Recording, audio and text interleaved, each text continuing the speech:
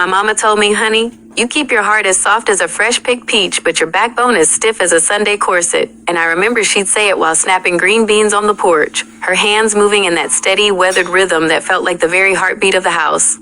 She always did insist that a lady's grace wasn't found in the luster of her pearls, but in how she treated the folks who had absolutely nothing to give her back, reminding me that kindness is the only seed that grows taller the more you give it away.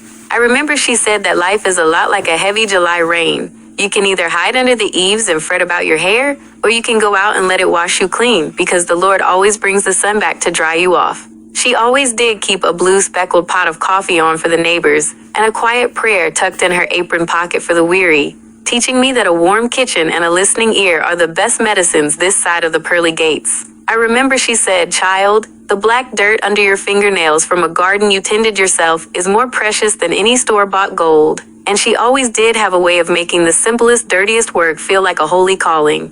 My mama told me that a woman's voice is her own property. And I remember she said never to let a man or a hard circumstance hush the truth that God breathed into my spirit, even if I have to say it soft. She always did remind me that the moon don't have to shout to be seen. And neither do I, so long as I'm reflecting the light I was meant to carry into the dark. I remember she said that forgiveness is like a screen door. It lets the healing breeze in but keeps the biting bugs out. And she always did practice that even when the world was less than kind to her gentle soul. My mama told me to look for the beauty in the tall weeds, and I remember she said that even a yellow dandelion is a flower if you've got the grace to see it that way. She always did say that real wealth isn't what's sitting in a bank account, but who's sitting around your table on a dusty Sunday afternoon. And I remember how she'd stretch a single chicken and a pot of rice to feed whoever wandered through that screen door. My mama told me, "You're a daughter of the South, which means you're made of red clay and resilience." And I remember she said that no matter how far I wander toward the city lights, this soil will always recognize the rhythm of my footsteps. She always did emphasize that home isn't a coordinate on a map, but a feeling you carry right behind your ribs. And I remember her saying that as long as I remember whose I am, I'll never truly be lost in the woods. My mama told me to keep my chin up so my crown don't slip, even when that crown was just a damp bandana tied back while I was scrubbing the pine floors. And I remember she said that dignity is a choice you make every single morning before you put your feet on the floor. She always did believe that a well-placed "yes, ma'am" and a sincere "thank you" could open heavy doors that a battering ram couldn't even scratch.